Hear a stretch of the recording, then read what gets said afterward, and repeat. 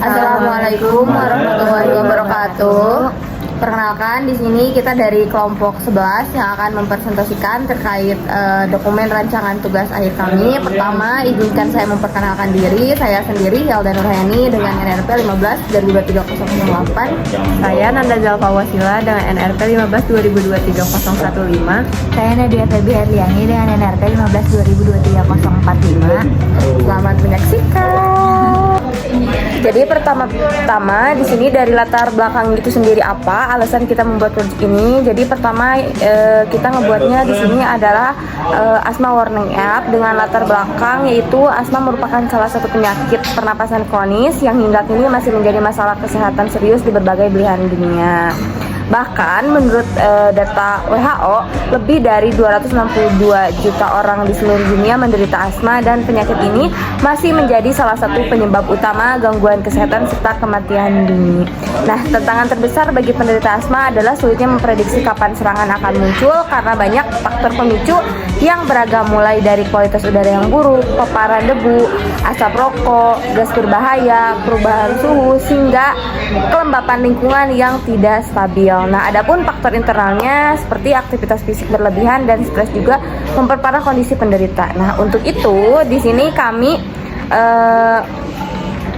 melakukan perkembangan teknologi Internet of Things atau IoT, di mana itu tuh memberikan peluang besar untuk mengatasi permasalahan ini dengan menghubungkan berbagai sensor kesehatan dan dengan lingkungan dan juga melalui mikrokontroler seperti ESP32. Data kondisi pasien dapat dipantau secara real time dan nantinya dikirimkan ke server melalui internet. Nah, selanjutnya data tersebut dapat ditampilkan dalam bentuk dashboard web atau aplikasi mobile yang mudah diakses oleh pasien, keluarga maupun tenaga medis kapanpun dan dimanapun. Nah, yang kedua di sini ada tujuannya. Pertama, membangun sistem monitoring kesehatan pasien. Kedua, membangun sistem monitoring lingkungan. Ketiga, mengintegrasikan data ke server. Dan keempat, menyediakan dashboard web interaktif.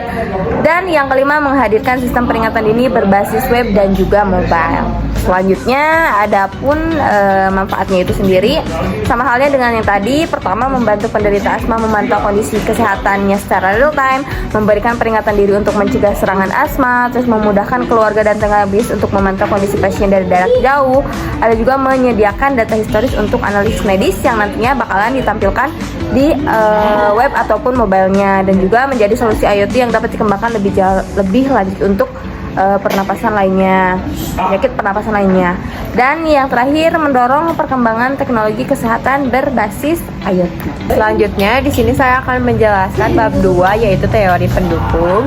Jadi pertama di sini ada teori IoT atau Internet of Things. Jadi Internet of Things di sini itu paradigma teknologi yang memungkinkan berbagai perangkat fisik terhubung ke internet untuk mengumpulkan, mengolah, dan bertukar data secara otomatis. Di sini ada karakteristik IoT. Jadi di sini tuh karakteristiknya itu ada konektivitas, otomatisasi, interoperabilitas, real time monitoring, dan analisis data. Selanjutnya ada penerapan pada sistem ini juga yaitu ada ESP32. Jadi ESP32 di sini itu digunakan sebagai microcontroller utama dengan koneksi WiFi yang menghubungkan sensor kesehatan yaitu ada MAX 30102 untuk SpO2 dan detak jantung, dan sensor lingkungan yaitu ada MT135 dan DHT22 ke server. Selanjutnya di sini ada teori sistem peringatan dini. Jadi sistem peringatan dini ini tuh mekanisme yang dirancang untuk mendeteksi kondisi berpotensi berbahaya sebelum kejadian kritis. Kejadian kritis ini tuh yang benar-benar terjadi. Selanjutnya di sini ada komponen-komponen utama sistem peringatan dini. Yang pertama ada monitoring. Di sini tuh sensor mengukur parameter penting, misalnya kayak SpO2, suhu, kualitas udara. Selanjutnya ada analisis. Jadi di sini tuh data dibandingkan dengan ambang batas atau diproses oleh algoritma AI. Yang terakhir ada peringatan, yaitu alarm lokal, yaitu ada buzzer dan LED, dan notifikasi jarak jauh seperti web dan mobile. Nah, penerapan pada sistem ini tuh, jadi kalau nilai SpO2 pasiennya itu turun di bawah 95%, atau si kualitas udaranya memburuk, maka sistem segera mengaktifkan alarm buzzer serta mengirim notifikasi ke dashboard web dan aplikasi Android. Selanjutnya di sini ada teori sensor dan microcontroller.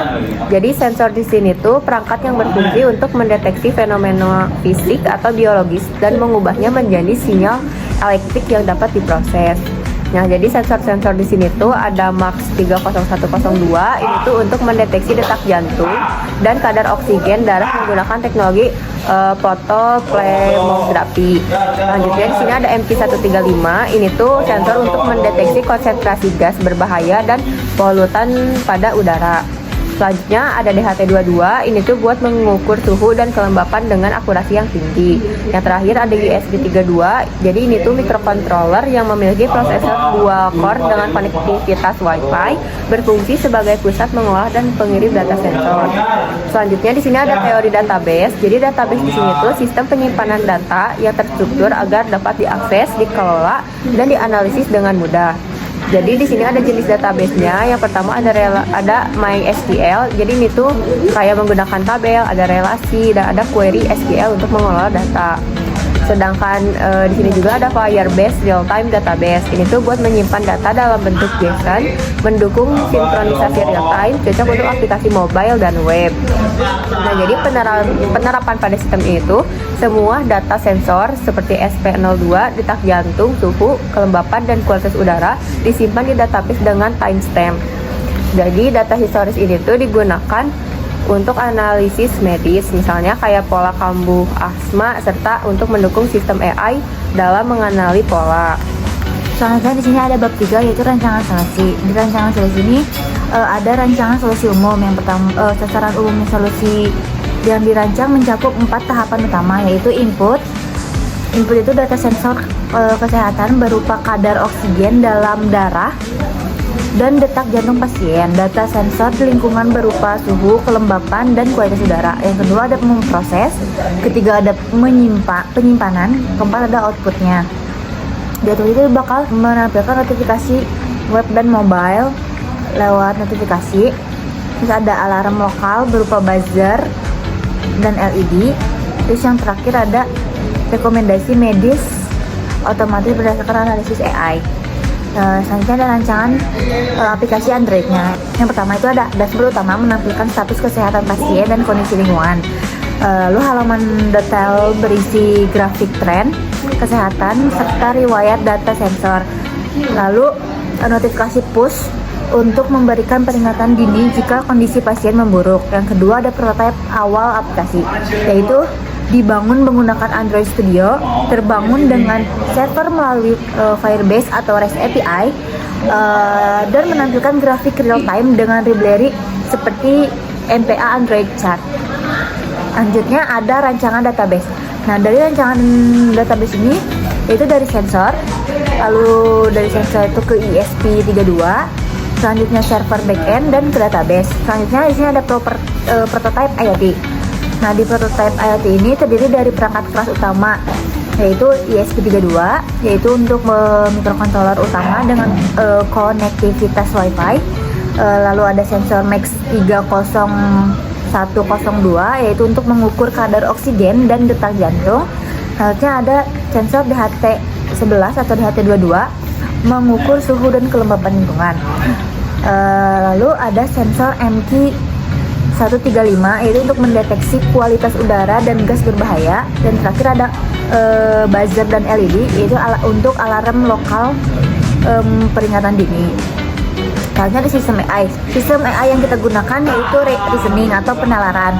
Reasoning AI ini bekerja dengan cara menalar atau menyimpulkan suatu kondisi berdasarkan fakta-fakta yang diperoleh dari data sensor serta aturan logika yang sudah ditentukan sebelumnya. Jenis reasoning yang kita gunakan yaitu rule based reasoning, itu penalaran berbasis aturan, menggunakan seperangkat aturan logika if then untuk menentukan kondisi pasien seperti waspada, bahaya, dan normal. Selanjutnya ini ada kelebihan reasoning, yaitu cepat dan transparan, tidak butuh data besar, mudah dikembangkan. Nah, untuk selanjutnya di sini ada bab 4, yaitu alat dan bahan. Pertama untuk si hardware itu sendiri, pertama ada ESP32, di mana itu merupakan salah satu mikrokontroler utama yang dilengkapi dengan modul WiFi sehingga dapat terhubung langsung ke jaringan internet tanpa perangkat tambahan.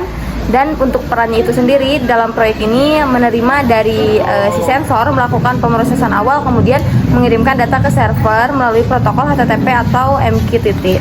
Selanjutnya ada sensor MQ135 di mana itu tuh fungsinya untuk mendeteksi kualitas udara di sekitar penderita asma. Dan sensor ini pun mampu mendeteksi beberapa jenis gas berbahaya seperti amonia, nitrogen oksida, alkohol, benjena, asap, dan juga karbon dioksida. Data dari sensor ini penting karena kualitas udara buruk merupakan salah satu pemicu utama serangan asma itu sendiri. Selanjutnya ada sensor DHT di mana itu tuh digunakan untuk mengukur suhu dan juga kelembapan udara. Selanjutnya ada juga sensor Max 3012, itu tuh merupakan sensor untuk mengukur detak jantung dan juga kadar oksigen. Selanjutnya ada baterai dan modul power supply, ada budget juga, itu tuh sebagai alarm peringatan dini apabila kondisi pasien memburuk, nanti bakal ada peringatannya dari bunyi dari si budgetnya. Ada breadboard dan juga kabel jumper. Terus untuk softwarenya itu sendiri di sini ada Arduino, ada dan lain-lainnya. Nah, selanjutnya untuk si visualisasi data pada aplikasi webnya, pertama di sini ada tampilan awalnya yaitu beranda di mana terdapat tanda vital. Di sini ada juga kondisi lingkungan. Di sini ada kualitas udara. Terus kualitas udara itu diambil dari si sensor MQ tadi. Terus ada juga suhu ruangan. Nah, suhu ruangan itu ditampilkan dari DHT-nya. Nanti DHT bakal nangkep suhu ruangannya, bakal diambil setiap beberapa atau di jam tertentu, maka terus akan ditampilkan di beranda. Ada juga kelembapan diambil juga dari DHT, dan juga tips hari ini, misalkan ini kondisi cuaca baik untuk aktivitas outdoor, terus jangan lupa bawa inhaler. Itu merupakan peringatan untuk si penderita asma itu sendiri. Selanjutnya ada riwayat data di sini, misal di jam sekian kondisinya seperti apa, normal, waspada, ataupun lain-lainnya. Ada juga profile, di mana profile ini tuh menampilkan nama pasien, usia, tinggi atau berat badan. Ada juga statusnya tuh terkontrol atau tidak. Terus ada juga kontak darurat dan juga pengaturan notifikasi. Sekian dari kelompok kami, jadi itu yang bisa saya sampaikan. Mohon maaf bila ada kata-kata yang salah. Wassalamualaikum warahmatullahi wabarakatuh.